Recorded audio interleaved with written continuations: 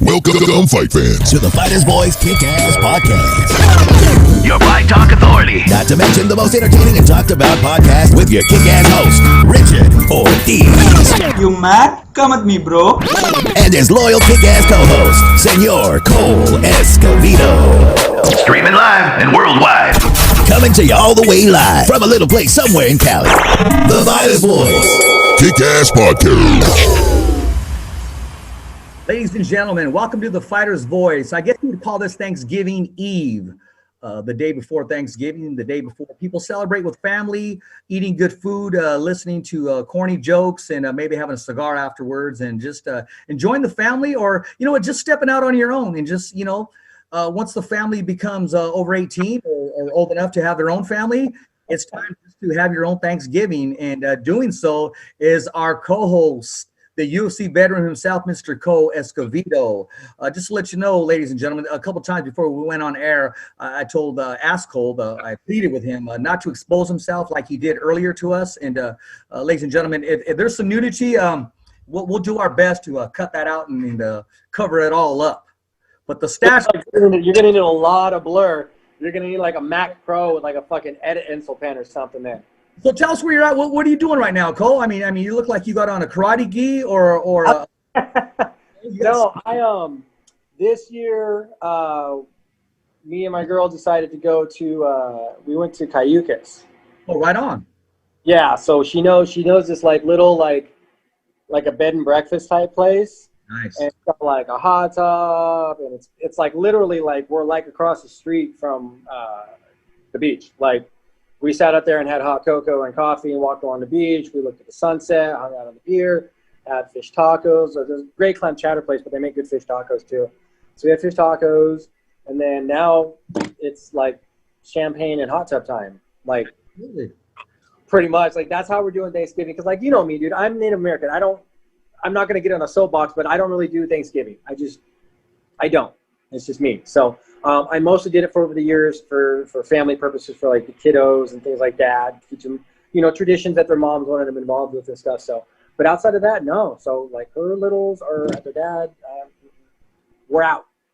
And we thought about going to Vegas, but we opted on this because there's nothing to do in Vegas right now except like get drunk and gamble, which I know it's fucking Vegas. So like that's all there's ever to do in Vegas. But like with the COVID going on, there's no shows. Like, you know, I hear the Strip's really bad right now. And I know a lot of people were saying, no, it's fine. But, like, I've never really heard that many people say that there's a problem with the Strip. And I've heard a lot of people saying that there's a problem with the Strip. So, speaking of Strip, let's make sure we keep that robe on, man, because I know it's starting to get loose and you get a little antsy, you know, and you mentioned the show, and then all of a sudden you did this thing here. So, hey, it's a nice robe. Dude, check that out, dude. Like, the interior is all warm. Dude, it's nice. It's warm. It's nice. I bet it is, man. As long as the family jewels are warm, everything's good to go. Well, I got this behind me. Like, I got that going, so it's already, like, I'm set, dude. I'm set. There you go. What I'm looking forward to, actually, is the Dallas Cowboys playing. Believe it or not, if we do win, we are in the first place. We'll see what happens, man. I don't know. I don't watch enough football. Okay, well, you know what? Well, let's talk about what we do talk about all the time, and that's the MMA world and in the boxing world. And I'm going to introduce this. I'm going to let you run with it briefly before we touch on our very own from California, Blake the Beast McCurlin. It's official. Conor McGregor, I mean, he's going to step back in the cage. First of all, man? It's going to be like 250. I think it's like 257 or something, and it's going to be in January. I think it's going to be, and that's like official. Yeah, January. That's like official. One of the guys at the post UFC of the weekend was asking him what the status was on that, and Dana White's immediate reaction was like, "Didn't we release that? Didn't we announce that already?" So the guy asking the question was just like a hair behind what had already been released. So that's official. Like It's not like something we've been hoping. Oh, they signed this, they signed that. Maybe no. It's posters out, dates out, venues out. It's good to go. That's happening. Conor's going to come back. Don't know if it's a one-fight deal, multi-fight deal. You know how I feel about retirements anyway. I know you do, and I'm going to bug you, and I'm probably going to push you back just a little even further. A friend of ours, a close friend of ours, whatever he says, it's practically gold, and that's Sean Gibbons. He's posting Manny Pacquiao's boxing glove next to Conor McGregor's boxing glove. The stage is set. All Conor has to do is get by the task that he has in January, and you're looking for Manny Pacquiao to take this fight. And I'm going to tell you right now, Cole, this fight is going to happen. First of all, he's not only the senator of the Philippines, he's earned that right to do whatever he wants, to step in the ring with the MMA star. The numbers are there, the viewers are there, and even though people may laugh and say, hey, it's nothing but this or that, I guarantee they will tune in. And it is what it is. I agree. They'll tune in. But here's the thing. Like, even at first, I was kind of like, But then I sat down and I tried to be as objective as possible about it. And the reality is this. You've got Conor, who fought Nate Diaz, lost, fought Nate Diaz again, won. Moved up to 170, did really well. Like, every with the exception of, like, the Khabib and the Mayweather thing, like, he's kind of taken back almost every loss. So if you look at the boxing and what he did last time with Floyd, to think that he hasn't spent time with trainers and gyms and personal coaches and stuff to, like, actually get better, because at the end of the day, Conor's like a Bo Jackson.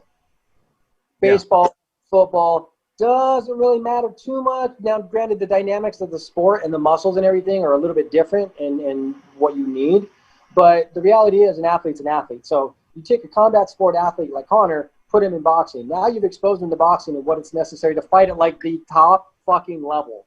Yeah. Like, what is it necessary to fight at the top level? And he got a good taste of it, and yeah, he knows where he went wrong. Arm endurance, upper cardio strength, things like that. Long haul, 12 rounds, 15 rounds, 20 rounds of muscle endurance is required to throw 120 punches a round. You ain't making it 12 rounds doing that. So he needs to build up that endurance. So to think he hasn't been training that and getting better at that in the idea of a Pacquiao fight is, it's not naive. It's just being a person really blind to the way the sport works. And a guy like Conor at his level, he has been training in boxing to get better. Does that mean he's going to beat a guy like Pacquiao? I don't know. He hits pretty hard probably. So you give him the right boxing tools and how to punch properly for boxing purposes. And then maybe, I'd watch it because I think it'd be a good fight, but I'm not a fan of the idea just because I think there's much more deserving guys in boxing that probably deserve a shot at Pacquiao right now versus Pacquiao spending a whole fight camp and a risk of an injury on a fight on a guy like Conor, where it's not improving his standings as a champion. It's not improving anybody else's rankings or a chance to be a champion. It's just a money fight, which, okay, fuck it, earn your money. He gets most of his shit to charity anyway. So, sorry, I ramble. The mustache just grabs my ball sometimes and run. I will say this, even though Floyd Mayweather was victorious over Manny Pacquiao, I thought he had a better chance at Floyd Mayweather, especially when Floyd was trying to walk him down towards the middle of the rounds. Manny Pacquiao throws punches and punches and probably has, if not his footwork is phenomenal in boxing. It's not going to be okay. His punch out, he lets him fly. His head moves, and he's so fast and elusive. Very elusive. He's got like attributed to, like, gaming. The guy has like a small hitbox. Yeah. He's real quick and agile and stuff. Now the trade-off is if you can land square on him, you're going to do some fucking damage, because that little quick elusive guy isn't built like a tank. He doesn't have that internal armor. You fucking catch him. We've seen it happen. We saw Pacquiao get put on his ass before. So we have. So it's going to be interesting. And everybody wants to fight Pacquiao. We even got fighters that have every fighter in the division calls him out. Every single person. You ask Jose Ramirez, what's your dream fight? He said Manny Pacquiao. You ask Bud Crawford, Manny Pacquiao. And, a friend of ours, Mikey Garcia, Manny Pacquiao. It's because of what he stands for, the boxing, class act, inside, outside the ring. And just to have that on your resume and to get a victory or even do well against a man of Manny Pacquiao, you want that. It's like sharing the ring nowadays with Muhammad Ali. Yeah, like catching Muhammad Ali, like when he was still active, kind of thing. Like Pacquiao's still like a legend that's like still active. Like he's not like a legend teetering on the end. Like he's very active in like the current mix of who's who in boxing in those weight classes right now. So yeah, obviously we'll watch, but like and I'm not a fan of him getting to jump all those ropes. And seriously, and I feel for the fact of the sense that there's a boxer who probably deserves a chance to have a shot at Pacquiao in the boxing world versus him losing it on or spending it on Conor. Like, it just doesn't make sense. You know? I think that Manny Pacquiao will take that fight, and then I think he will defend his title and fight one of the big names in boxing. And oh yeah, I know. I totally see him continuing to defend the belt. But like I said, even more time, you're spending part of your shelf life on a guy like Conor, where it could be spent on somebody where it actually improves the rankings and has some substance to the rest of the sport. Yeah. This is a circus. And not only that, Floyd Mayweather is going back to Japan. I just don't got a fight date yet, and he'll be going back there and putting on another exhibition. And you know, at this point, they've earned that right to go out there and throw their name out there, and you know, share with the world. Let the world be entertained by them. So, and okay, now there's the key right there. Let the world be entertained. Yes. There's the thing. Now, if you go out there and actually expect any of his matches out there real fight. I never said that the career was going to change over and he was now going to jump into the boxing world. It is what it is. It's that imagination, and it's going to take place. And the reality of it is that's the only transition, because I can't see Manny Pacquiao getting in the cage with him or any boxer getting in the cage. Although Ray Mercer did put Silva out with that right hand. He just happened to catch him. Yeah. That's the way that was. And I'm talking about, heavyweight champion of the world, former heavyweight champion of the world. Not Vanderlei Silva, but Tim Sylvia. Yeah. Right hand. And that's one of those things where it's just like, it's not like he caught him. It's just, man, you land the right hands at that weight class. That's it. Well, any man in that weight class, whether boxer, puncher, rodeo rider, whatever you want to call it, and happen to land. Yeah. But only so much square pressure, man. Exactly. And of course, this Saturday, the world is going to tune into. Of course, Daniel Jacobs is going to be fighting. That's going to be on DAZN, I believe. But a lot of people, they're either going to watch that fight or they're going to watch, I want to call it the world of weights. Mike Tyson, Roy Jones Jr. Yeah, I've seen some of the funny rules. I know. I'll be there in a minute. I've seen some of the funny rules that have been floating around about that fight. Like, there's not going to be any judges. There's not going to be a score. They're not going to announce a winner. They're not supposed to go for knockouts. There's no headgear. Like, I see some of the goofy rules, but at the same time, it's like, look, it is an exhibition match. This has zero rankings purpose. There's really no purpose for there to be a winner. I've seen some weird one was floating around, some Photoshop one that said no betting. Good fucking luck. Like, you're going to stop people from betting on this fight because Tyson's going to go out there and he's going to try to fuck up Jones. Watch.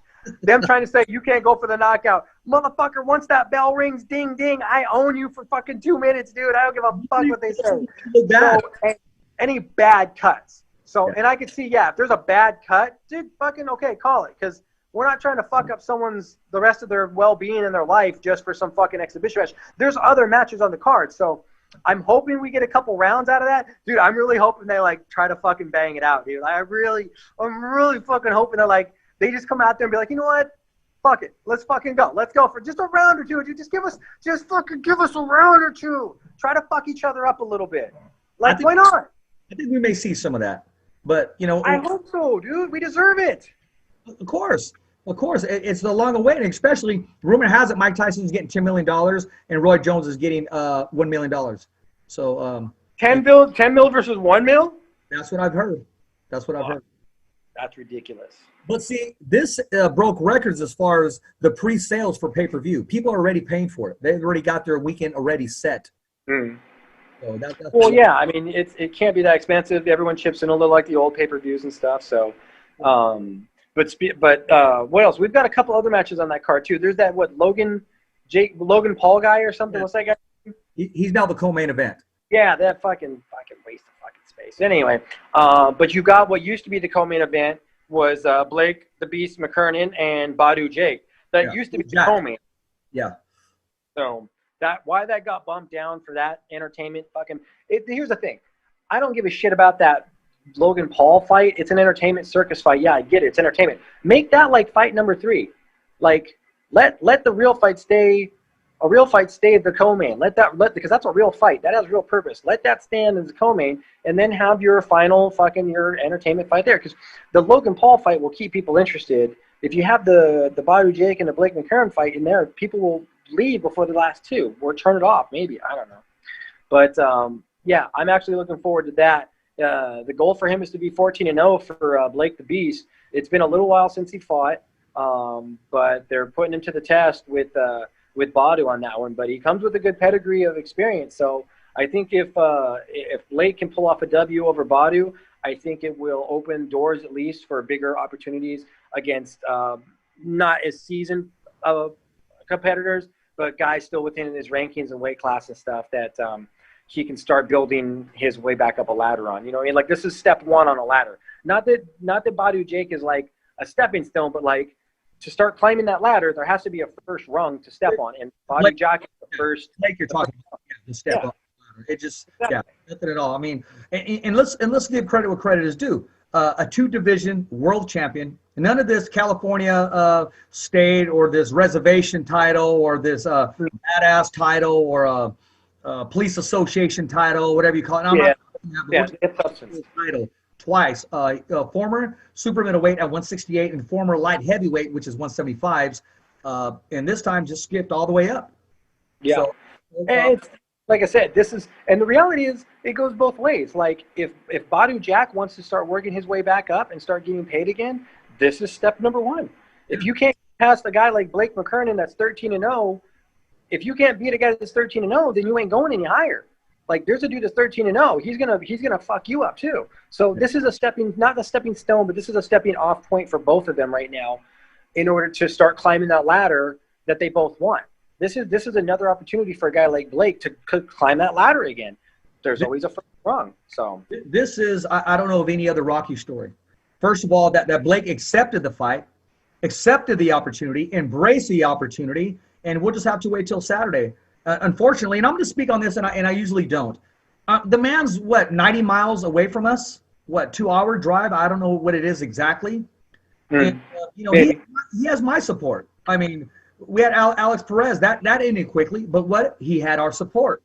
Jose Ramirez, every time he comes in, he has our support. Why? Because they're homegrown.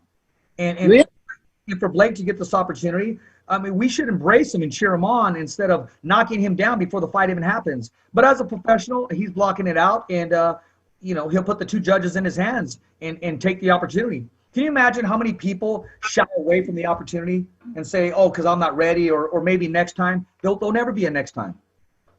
And especially with the COVID era that we're living in, the bubble era now. Like, for example, Figueiredo, who just fought this weekend, defended his belt against Alex Perez. He's fighting again next month. Yeah. Like, they've got on the quick turnaround. Like, and that's just because, like, if these guys are healthy and they're ready, why not? Like, why not keep that weight class traction going? Why not keep the momentum going? Because get them paid. Let them fight a couple times before the year is over. Then send them back home to Brazil, and then bring them back 6 months later and let them fight a couple times. Like, that's the whole purpose of Fight Island. Hey, let's run it back, right? Alex is ready to run it back. So, but no, Moreno, I think, is going to be who he gets his next shot at.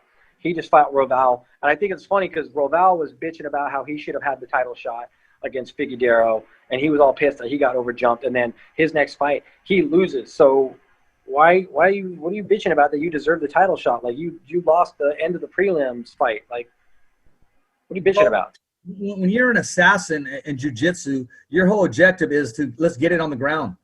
I mean, that's just all there is to it. He's a cobra. He's a mamba. He's gonna suck you up. He's a vacuum. But I mean, that's it. That's their pedigree. I mean, let's get it on the ground. And now you're in my world. Let me drown you. And then who else did you have with the week? Oh, Shevchenko. So she's on a 6-fight win streak now. I pegged her to have an early finish, but no, her opponent got that all the way out to 5 rounds, put in the work, really tested her, pushed her to different areas and stuff. So that was good. I mean, she defended her belt. This is like, the 2nd defense, I think, or something like that. And it's the 6th win in a row right now. She's on a 6-fight win streak. So Shevchenko's on a good roll right now. And then she does that dance right afterwards. Yeah, that's her happy dance. No, yeah, that's her stamp. So, but outside of that, we've got the Poirier-Conor fight, and we've got the Ferguson. Ferguson's fighting Volkov. I think they're having a rematch next.